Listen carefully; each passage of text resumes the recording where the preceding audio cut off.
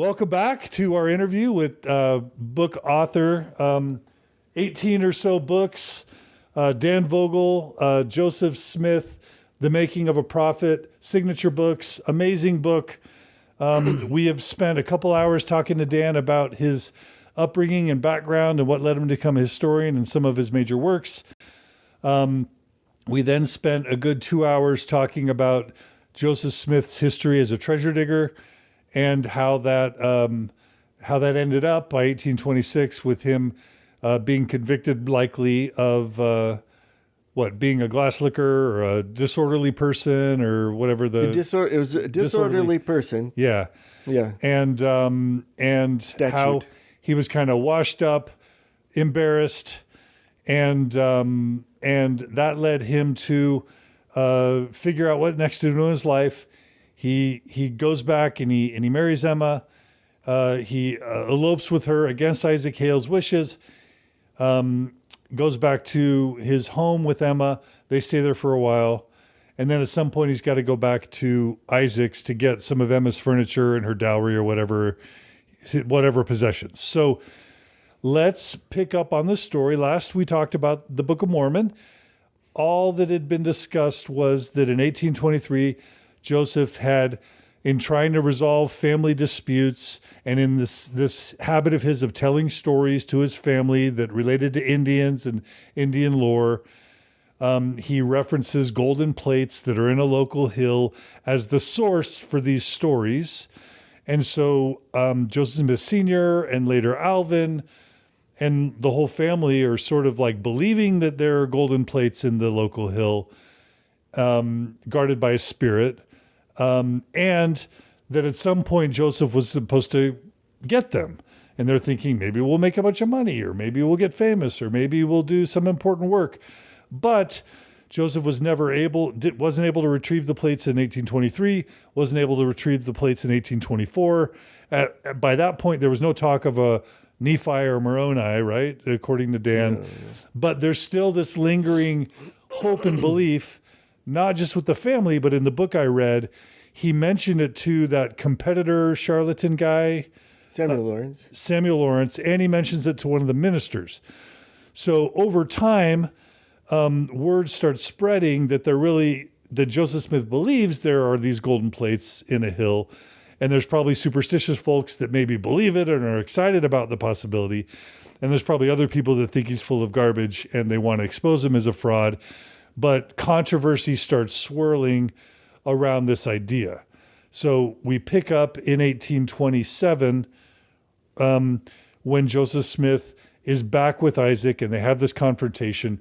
Joseph promises not to do the treasure digging anymore, but now he's married to Emma and he's got to come up with a profession and a career. So that's the setting for the emergence of the Book of Mormon. Is there anything you want to add to then take up the story from there, historian Dan Vogel? So let's back up just a little to, there were no visits, contrary to what he said, between 1824 and 1827. He didn't visit the hill. No. Even though we believe there were supposed to be 4 visits, or he told people later there were 4 visits. Right. Okay. That's to connect the original 2 visits with the later visit, as if this is the same project. So what he does is he picks up the plate project out of the blue. Nobody expects it. If he were going every year, they would have known where he went that night and that he was going to the hill soon to get the plates. So what happens is he is sent to Manchester on an errand, and he comes home and he tells his father, I've received the severest chastisement I ever have in my life. And Joseph Smith Sr. says, I'd like to know who did that. And Joseph Smith says, settle down. It was the angel of the Lord who said, I haven't been doing my duty to get the plates. And so nobody knows that he's going to the hill. They don't expect it.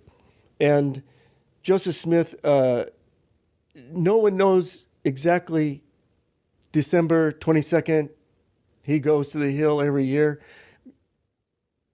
When Joseph Smith is gone to the hill with Emma, And he comes home. Joseph Smith Sr. is totally surprised about where he went. He had no plan, no anticipation of, oh yeah, he went to the hill.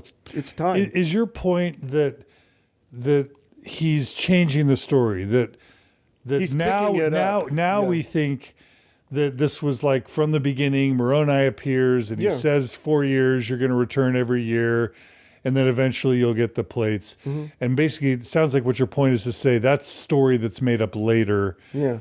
That he's basically can't do treasure digging anymore, and he's thinking, okay, well, I did tell everybody about these plates. I need to Yeah. think of something else to do.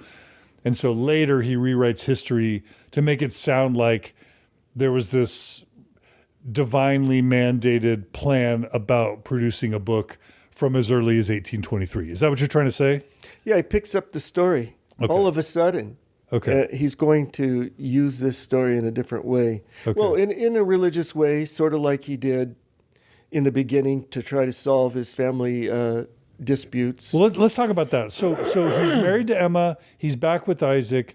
What are your thoughts, or what's the evidence around how in his mind he reached the point where he said, I know, I'm going to write a book. And I'm going to write a book tying it to the gold plates thing that I told everybody. And eventually I'll publish the book and maybe make money off of the book or whatever. You know, what were the factors that would even lead him to think about a book? And this is where we could talk about View of the Hebrews. We could talk about other things. What are the conditions that would make him think, number one, that he should write a book, and number two, that the book would be what it turns out to be? Because he had to have premeditated, thought about, and planned the writing of a book and the production of the book and all the lore around the story. It's almost like a marketing plan for ultimately selling the book. How are you thinking it all started? Well, if it were a plan to sell the book and make money, it wasn't a good one, because you just insult all the other religions, all your potential readers, with the book. So I'm not so sure how good that plan would have been if you're out to get money and you're insulting every church as being part of the church of the devil. Unless you want their gig, unless you want to convert them over to your thing, which is what he ended up wanting to do. Right. So, but to just sell a book, it seems like he's more interested in converting people over to his side, out of other Christian churches, rather than selling the books to them. Right. But there are also a lot of unchurched people. But either way, tell me your theory on how he comes up with the idea. The important thing too is what's spurring him on, and is when Lucy Smith joined the Presbyterian Church, she joined the church that had condemned Alvin to hell. Right. Presbyterian, yeah. Well, the minister. Right. And so she joins the Presbyterian Church, try to get other people to join the Presbyterian Church. And Joseph Smith Sr. saying, well, what about Alvin? Do you believe he went to hell? Right. What happened to Alvin? And Joseph Smith Sr. is a universalist, so he believes in universal salvation. Alvin's just fine. So he's not likely to give up his universalism for that. And Lucy is also denying Joseph Smith Sr.'s dreams, because the dream said all the churches are false, that it's Babylon and wickedness out. The churches are not the churches of God. So she's denying his revelations, and he's stuck in his revelations. So what I think is Joseph Smith's problem is to save Alvin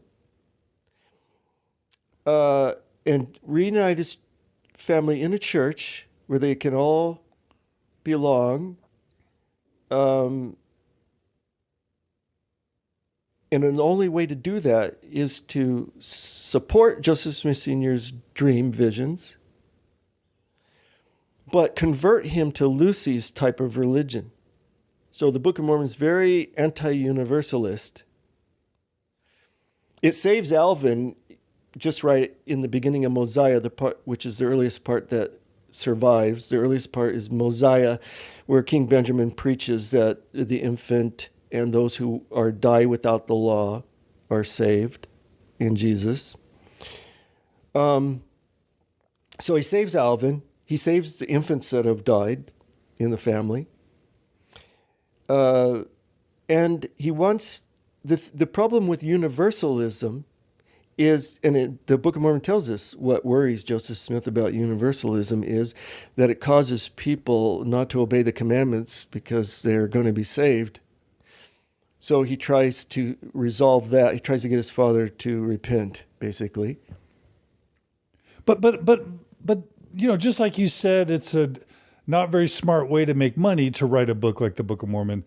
That's a pretty elaborate way to solve a family conflict.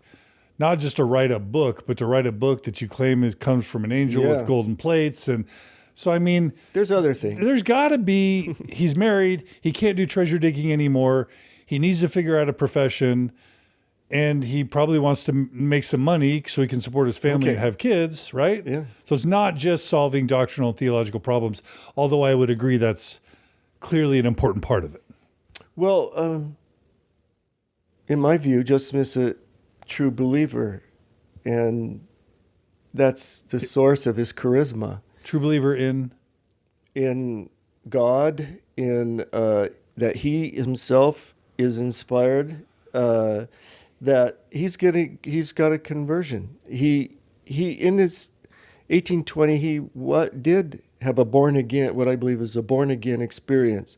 The born again experience in 1820 converted him to Jesus, in that he then didn't follow his father's beliefs, Unitarian beliefs, and he's still a version of universalism, and universalism is what helps him not fear punishment for lying. So just exactly what he's writing in the Book of Mormon of what's wrong with universalism, because he's secretly a universalist, but he makes the Book of Mormon, he uses strong language in the Book of Mormon to frighten people to repent and for their own good, which is what I get out of D&C 19. D&C 19 is a revelation Joseph Smith dictated in the month that the Book of Mormon came off the press, and March 1830. And it says that, it's written eternal punishment, everlasting punishment, but it doesn't mean that it's forever. It's God's punishment. Right. And then it says not to tell anyone about this revelation because they'll use it as an excuse to sin and perish. Right. And because you still have to go to hell. Because in the revelation it says, God has suffered these things for all that they might not suffer if they repent, but if they would not repent, they must suffer even as I. Well, that's to scare people. Hey, you don't want to suffer for your sins. You'll still be saved, but you still don't. It's so bad you don't want to sin because you want to avoid this punishment. Okay. So that's about it. At this point in his career, that's all he's worked out as an incentive to repent.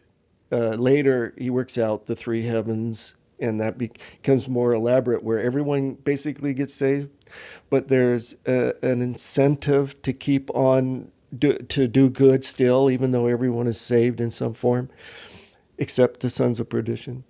And so, he's secretly a universalist, but he doesn't want to allow other people to be universalists because it doesn't get the results. Right. Okay. So I'm saying he's a true believer. He's been born again.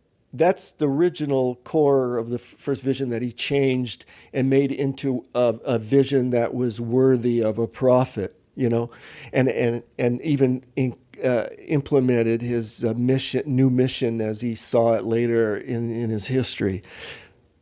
In actual fact, there are clues as to what that experience really was. Well, so he's a true believer, and how he has his authority and his charisma and is able to draw people in is that he truly believes the end of the world's coming, and that it's a short amount of time. It's going to be over with, but people are going to be destroyed. We got to get people converted, especially my father. And so he really believes that, and that's at the core of his ability to convert and convince people. Okay, so, and I'm really going off of Max Weber's charisma works, where he talks about believing in his mission, that he attracts people to him through this authority of his mission. Well, and what is his mission? And the Book of Mormon announces what his mission is. So he believes, and this is where it gets into anti-Masonry. A lot of people draw parallels between the Book of Mormon and Masonry, secret combinations, and it's all usually superficial parallels to show the Book of Mormon is not historical. But I want to know why he's putting that in there. What does it mean to him and the first readers of the book?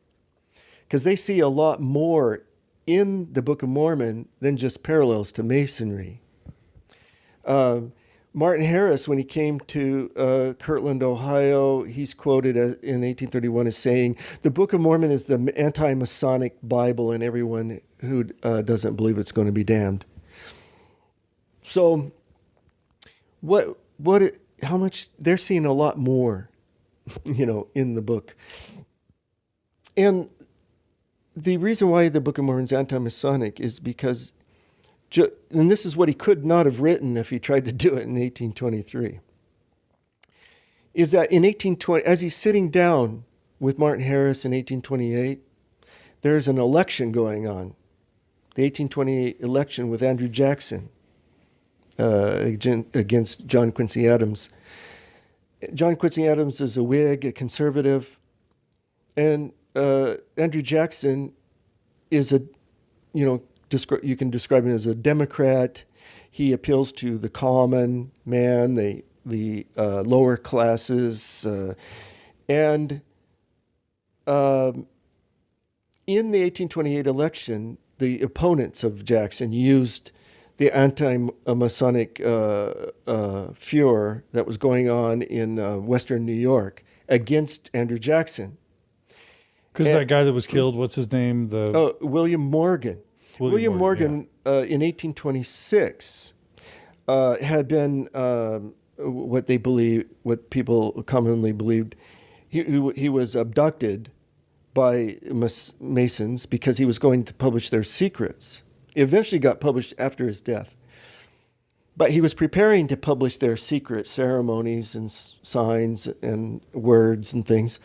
And he lived only I forget how many miles, 20 miles from Joseph Smith in Batavia, New York. And so he disappeared, and it was rumored, people assumed that he was assassinated. They found some body floating in the Lake Erie, and they thought it was him. And that it was Masonic vengeance. And they tried to, the governor, DeWitt Clinton, tried to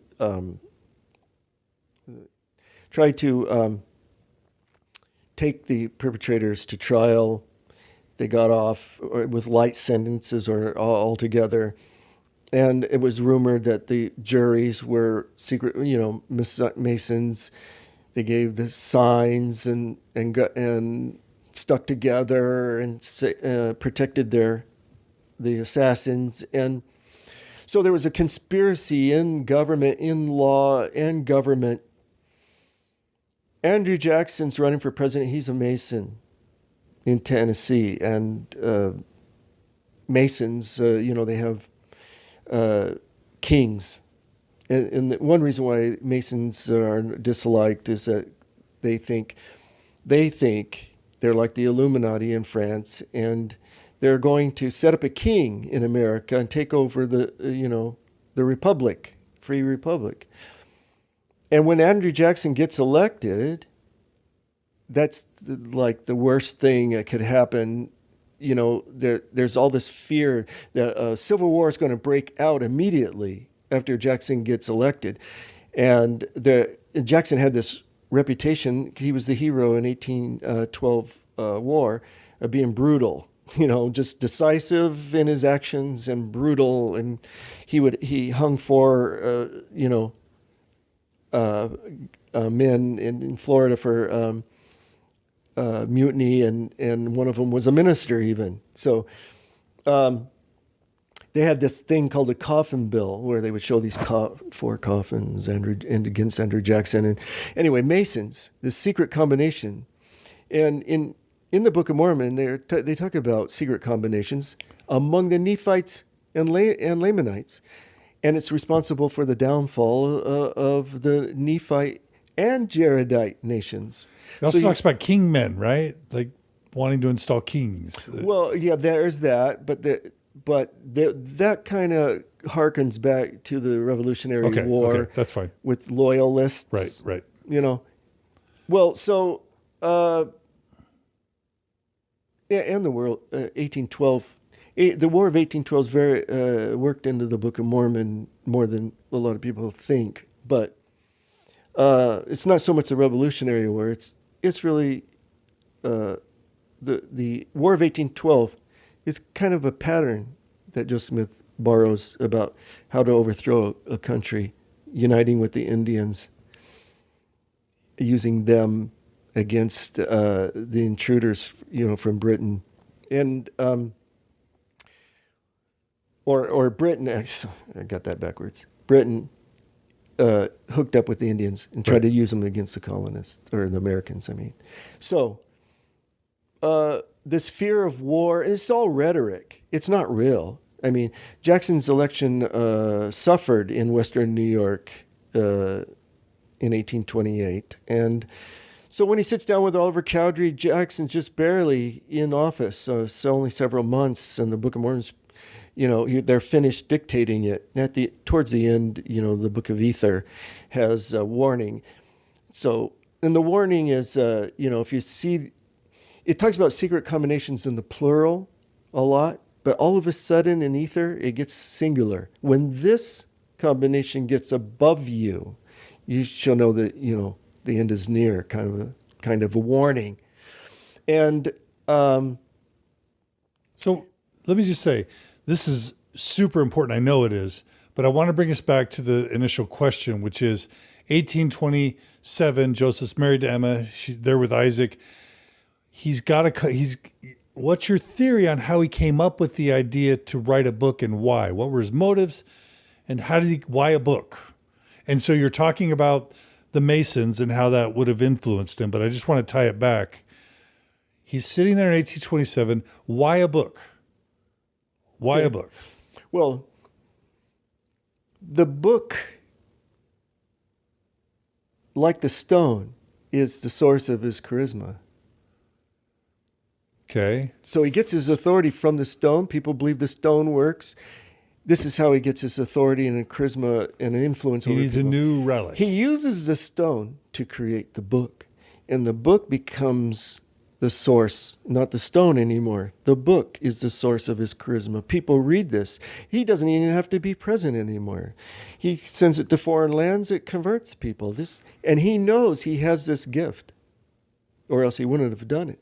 He knows he can look into the stone. He knows he can dictate more or less impromptu. It's a little more complex than off the top of his head, but he knows he can do this. He believes, in my view, it's inspired in a very general way, sort of like a patriarch would believe his blessing is inspired, but he isn't hearing words and repeating exact words. So I believe scholarship can't decide if the Book of Mormon's inspired. That's not the realm of scholarship. Right. We can try to determine if Joseph Smith believes it's inspired. And you think that's about as far as you can ever go. Okay. But before we get to that part, yeah.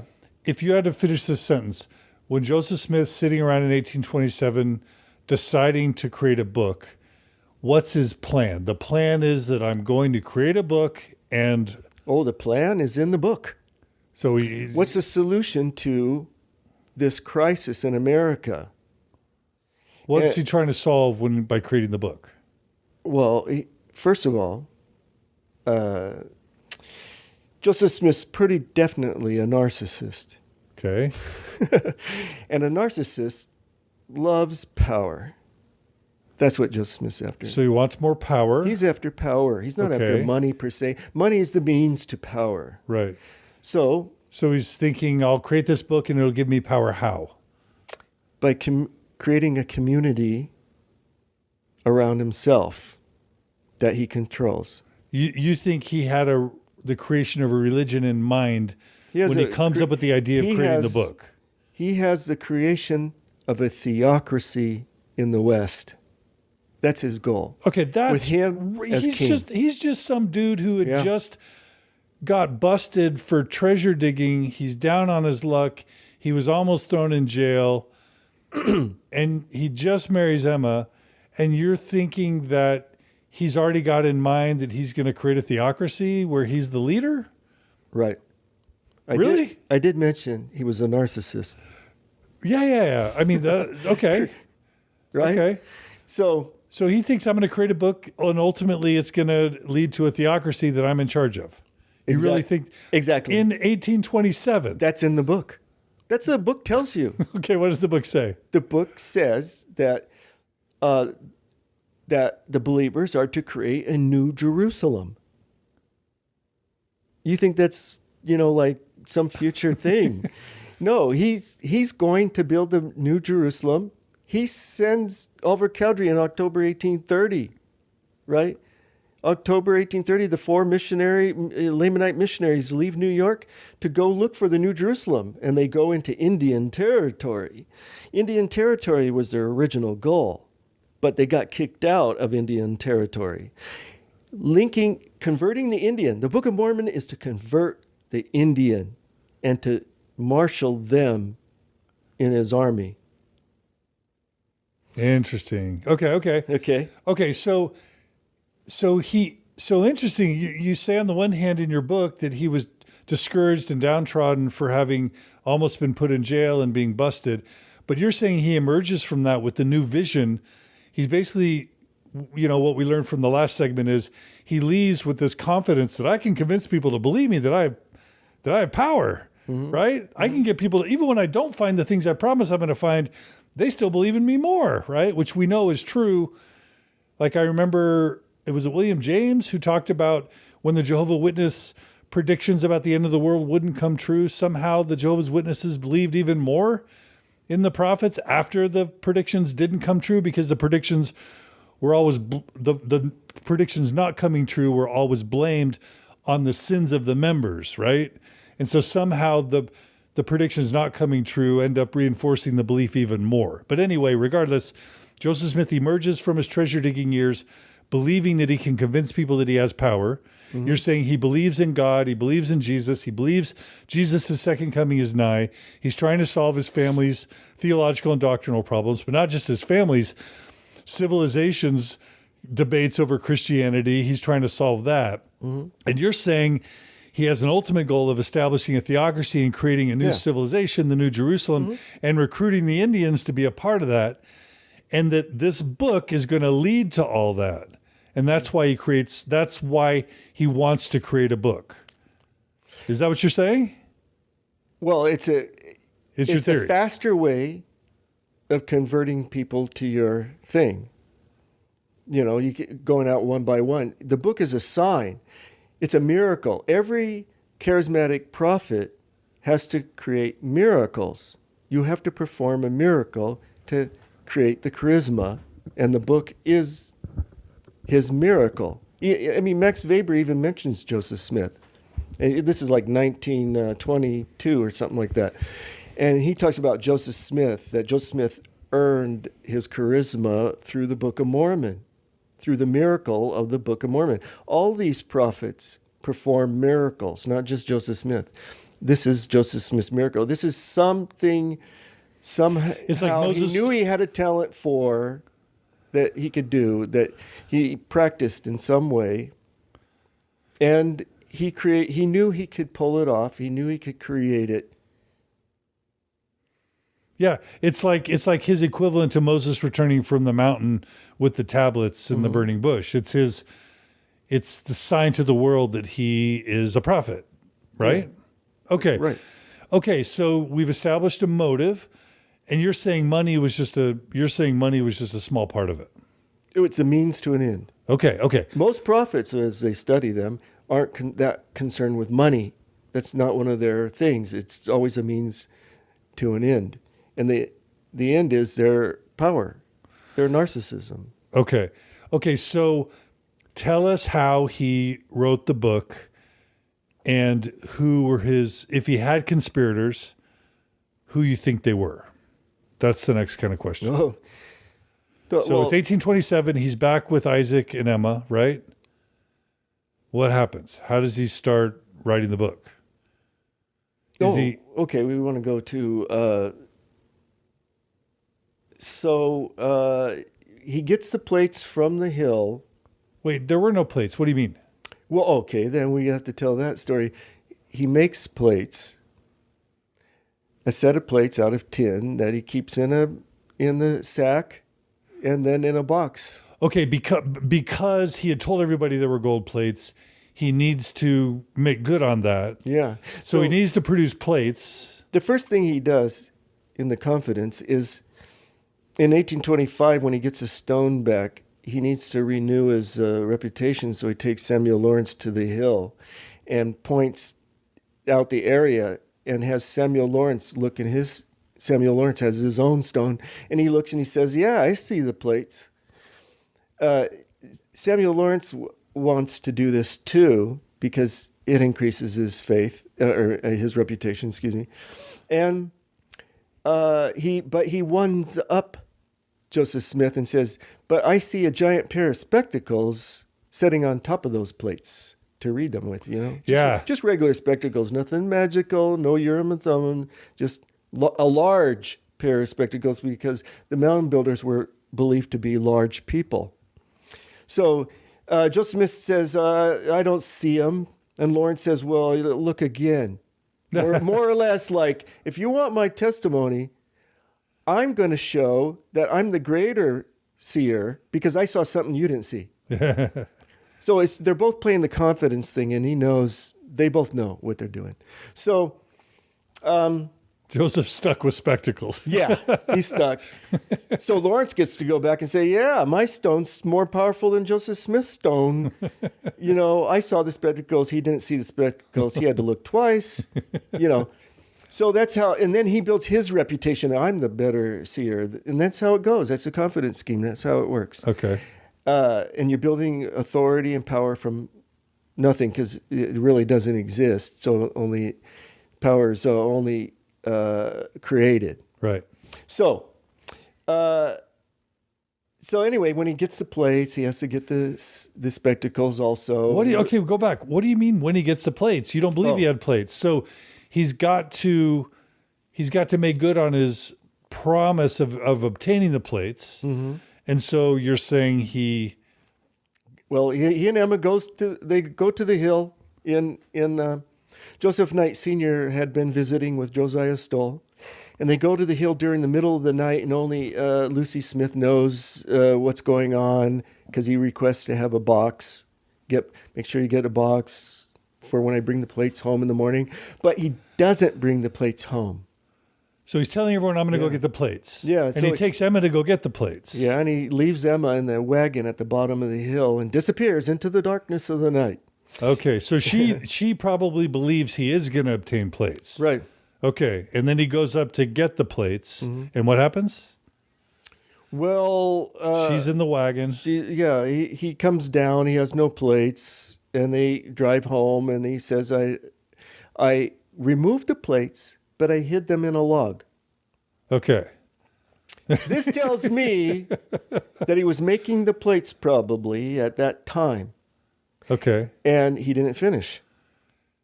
It took longer than he thought. But he wanted to tell everyone that he had got them. Yeah. So I believe during the time, from the time that he came home and said he got chastised by this angel. And the time he went on the hill, he was, pilfering tin. It could be various sizes, various everything, because nobody's going to really see it. And it's sort of like the feather. It's the same effect. And he doesn't finish them, but he goes to dig a well for this widow the next day or so. And while he's doing this, there are rumors that his former money digging friends are trying to find these plates. And because they're seeing dollar signs. Well, they believe it. Yeah. They believe he had pointed out the plates on the hill to Samuel Lawrence. Right. And it was on the east side. Right. And they started digging. And in 1826, around there, because Lorenzo Saunders says, well, when Joseph Smith said he got the plates from the hill, we went up on the hill, went looking for a place that had been freshly dug or whatever. There was no other disturbance on the hill except for the hole that was dug on the east side. So the east side there's a huge hole there anyway. So Didn't you say Senior dug that? No, it was a money digging company where Joseph Smith had showed Lawrence. Okay. So they go, oh, Lawrence saw it. Joseph Smith saw it. Let's go try to dig it up. And they're trying to dig it up on the east side. Okay. Well, later, Joseph Smith says, well, I deceived you. I showed you the wrong location. And in the history of the church and in Oliver Cowdery's writings, in the Messenger and Advocate, they locate the plates on the west side. So that's the real location according to Joseph Smith. So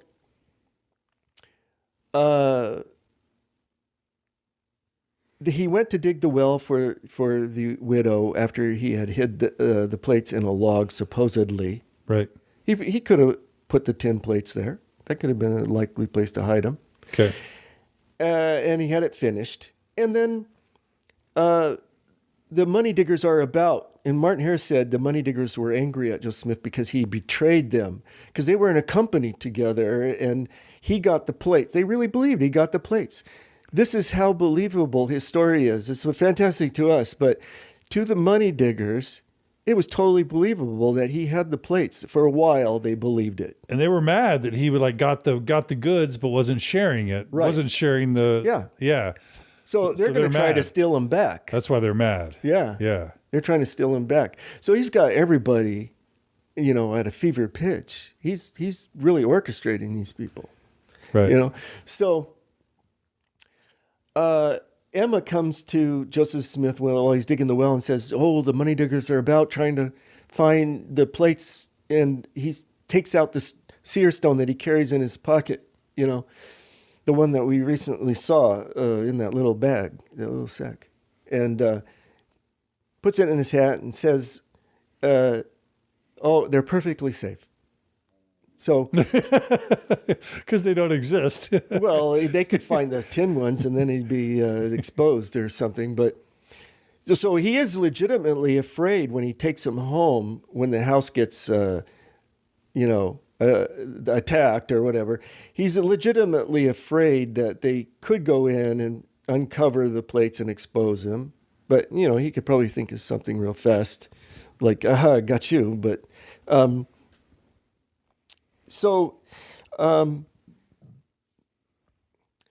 he then says, I'm going to go after them now. And he leaves the family in the house. Go after the plates. After the plates. But they're in the log, according to them. Yeah, so he goes out into the woods looking for the plates, supposedly. And after a few hours, he comes home and throws himself through the door. One story is that he handed the plates wrapped through the window to Josiah Stoll. I'm not so sure, but according to his sister, Catherine, he came bursting through the door. I'm being chased. Joseph Smith Sr. and Joseph Knight Sr. go out looking for these people chasing him. They come back. Joseph Smith says, I was attacked. 3 times by these ruffians. And I hit one of them and I dislocated my thumb, right? I dislocated my thumb. And he had his father pull the thumb and put it back into place. And it was injured. They could see it. It was bruised. My speculation theory is that the plates were not finished. The last touch on the plates would have been to bend the rings, the rods. He had rods. This is what I imagine. You would drive 3 rods into the ground. I mean, you would take one, you would cut the plates, you would take one, you poke holes through them with an instrument. Then you would put the rods in the ground, and then you would just use the plate as a template, and then you would just string them on there, and then at the end, you would bend the rod. And then in bending the rod, it would put lots of pressure on your thumb, on your right thumb if you're right-handed. And you're trying to bend them, and I believe he injured his thumb that way, and he made up the story as a cover. Okay, forgive me for one question. So he was with Emma, and he elopes. He was with the Smiths with Emma. Then he goes back to Isaac. Is all this stuff happening after he goes back to Isaac, and then he goes back to back to his home again, or is this before he? Okay, while they were visiting Isaac Hale for the furniture, and they were crying and repenting and saying he's going to stop this, Isaac said, well, if you promise to make a good start, honest start at making a living, I will help you. You can come back here, because they would do anything to have Emma nearby, because this guy's a flake. And Joseph. Yeah, that's what they think. And if something happens, it's better to have them nearby. And so they agree.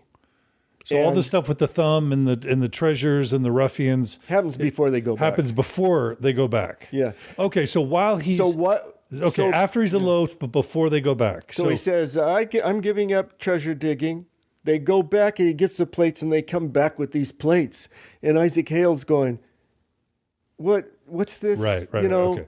And he has them in a box, and he allows Isaac Hale to lift them up. And Joseph Smith says he can't see them. And he goes, well, if I can't see them, then you can't have them in my house. Get them out of here. So Joseph Smith supposedly buries them in the woods somewhere. And that's jumping ahead. So I just wanted to establish this story you're telling about the rings and everything. So when he goes back with Emma to live with the Smiths, he's already starting to build. He's already thinking about the book. He's already starting to build the lore around the book. And he's actually claiming to people that he found the plates finally, including his family. Yeah. And he's learning metallurgy so that he can create a fake version of the plates that are actually tin, but somehow he is already pre-thought about how he's going to have tin plates, but somehow cover them up in a way to where people will believe they're gold.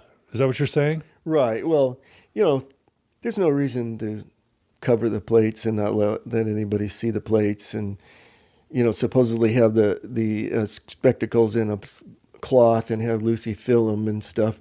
There's really no logical reason for that, but other than that they can't pass visible inspection. Right. But he's stuck with the gold, so he's going to create plates. They just won't be gold, but then he'll just keep them covered up. And they ruffle them, and they hear metal.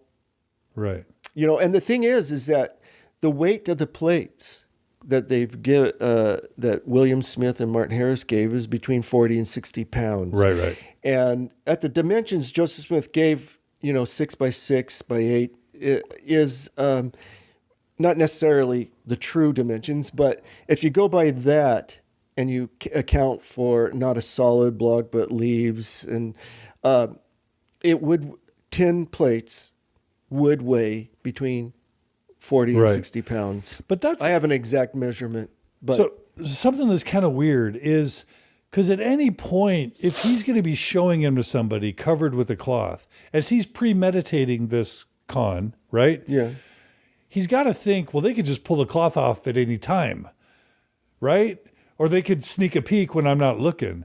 So it's a weird thing but again, he's gotten people to believe much crazier things. So on the one hand, I can get why he would come up with a really harebrained scheme that people would still believe, because that's kind of the business he was in.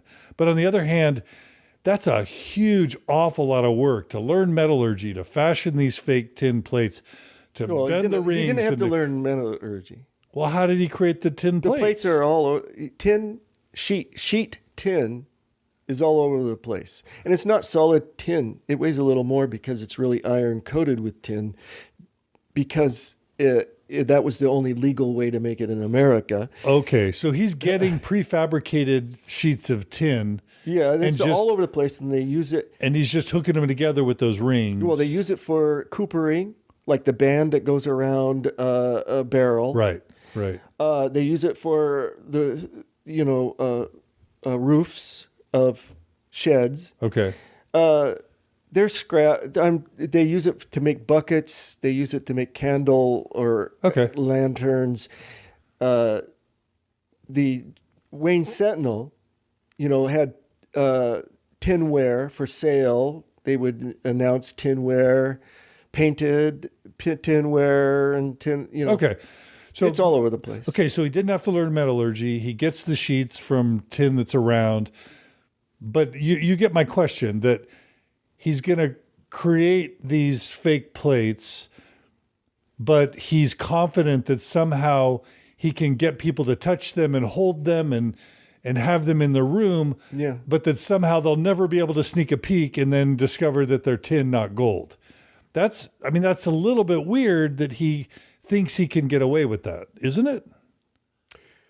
Well, because Emma could just sneak a peek. They asked Emma why she didn't, and she was afraid to be struck dead by God.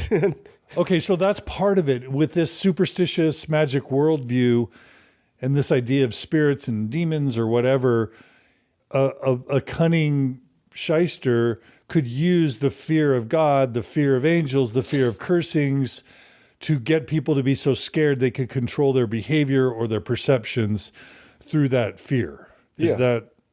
That's part of his plan. He could have a ready excuse if such a thing happened, but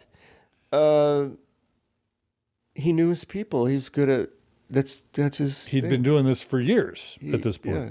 Okay, so at what point does he actually bring plates in the presence of somebody else? When's the first time that he does that? What do you mean? Okay, so you said he tells somebody the ruffians were trying to get me. Yeah. They injured my thumb. So he has them wrapped in his frock. When does he first bring the plates in the presence of somebody else? That time when he brings them home and he breaks through the door. Okay, breaks through the door. He's carrying the plates. And he asks for a trunk immediately. And who's there? And who's there? Okay, the family. So it's Senior, Lucy, Hiram. Even Josiah Stoll, Joseph Knight Sr. are there visiting. Okay. And he says, I've got the plates, here they are. They were money digging, according to Martin Harris. And but he wants to lock them right away. That's one of the things. It's like, I've got the plates here. Yeah. They're covered, and I need to get them somewhere locked away immediately before someone sees them in his mind. But well, and he has them wrapped up, and he puts them in the trunk, and it has to have a good lock. Okay. So there is that fear, there. Yeah. But he does leave them in the open around Emma when, wrapped while she's dusting. She moved them, she says. She could hear him chink. That's a little bit, some people wonder whether Emma was in on the con, right? And you would think that if Joseph's not even in the house and she's dusting and she's going to go to the trouble to lift them, she's going to sneak a peek and see if they're gold. Okay, this is, she doesn't have to be on the con. She could suspect it and just go along with her husband because she got a lot of payoff from it, especially, she was the center of Mormon society, She probably loved that too, So she didn't want to know, maybe. But if you don't have the evidence to show that she's in on it, you can't really talk about it. I mean, you know what I mean? part of it though is she lies about polygamy later. So she kind of condemns herself as a liar at that point. Well, historians don't look at things like that. That's how an attorney would look at things. Like, if you lie in one thing, you lie in it all. That's a legal principle. Historians don't judge things that way. They judge things by pieces. Now, if it's if the person, there's no other evidence and they're standing alone and you know that they lie and there's nothing, sort of like in the testimony where Emma denies polygamy to her son, Joseph Smith III. I mean, she has a high motivation to deny polygamy to her son, It doesn't mean she's lying about how Joseph Smith translated the Book of Mormon, how he would start and stop without being cued, and how he put the stone in the hat. She's backed up by other testimony in that area. She's also contradicted about polygamy by other people. So a historian would judge the two things separately. Okay. And just because she's lied about polygamy, which she has a high motivation to deny that to her son. Okay, so that doesn't mean, she's in on the con. I mean, that's pretty big jump. Got it. So your opinion about Emma being complicit or non-complicit in the fabrication of the Book of Mormon is what? I believe that she wasn't. I have as few. If you're going to talk about conspiracy, you want to have as few people involved as possible, because the larger the conspiracy, the harder it is to keep it secret, the less likely it is to believe it. So you want to have as few people in it as possible for it to really work. And the one thing about the Spalding theory is that you have to keep expanding the conspiracy to everybody, and it just gets larger and larger. And to where it just is unbelievable. It falls under its own weight in my mind. But okay, so for you, Emma wasn't a conspirator. Well, if you don't have the evidence, you can't really talk about it. You found no evidence that she's a conspirator. No, not really. Okay. Nothing that's convincing. Okay, so he brings the plates home, but really fabricates the plates. He gets them locked away. What happens next in the creation of the book? Like, okay, all this time, is he in parallel working on a manuscript? Is he in parallel? When did he start writing? Because that's actually the most important question I think we're going to be addressing. Yeah. Is this idea that the general authorities keep harping on now, that Joseph wrote the book in a super constrained short period of time. That basically after he lost 116 pages, which he could have written over months, if not years, right? He only had this short amount of time to produce however many pages. What was it? 6 weeks or 9 months, 3 months? What are the general authorities claim? 3 months. They claim 3 months. About 3 months. About, let's say 90 days. But whatever. Give or take. There's no set end time. We know when Oliver Cowdery started on the 7th of April, 1829. And David Whitmer says that it was completed by the 1st of July. Well, it's not definite as the starting time. So give or take, 9 months. Now, but let's go back. Yeah. There's two things he's working on. There's the scheme to make everyone think he has plates, and the scheme to get everyone to believe that this is divine. But there's actually the writing of the book, right? Mm-hmm. When do you think the writing of the book actually started? Where, how, and with whom? Well, he sat down with Martin Harris in February of 1828 and did that 116 pages or however long it was. Nobody knows the exact size. So what do you think was happening there? Okay, so the content of the book would have been less religious, first of all.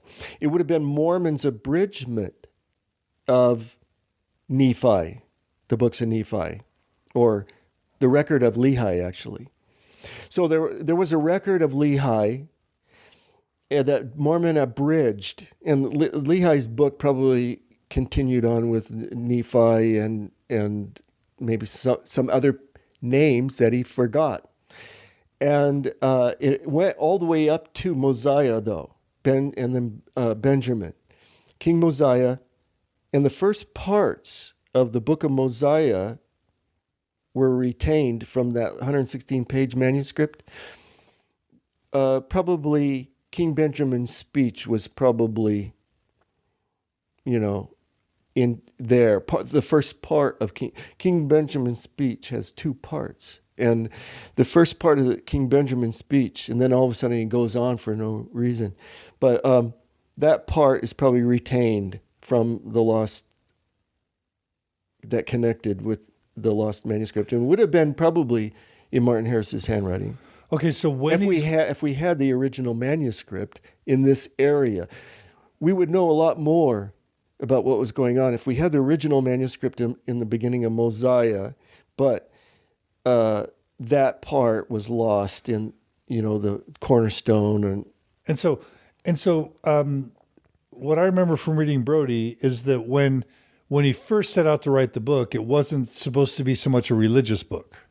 It's religious it's not as directly religious as the replacement text of Nephi. It was Mormon's abridgment of this people that migrated to America, Lehi and the Nephites and all that.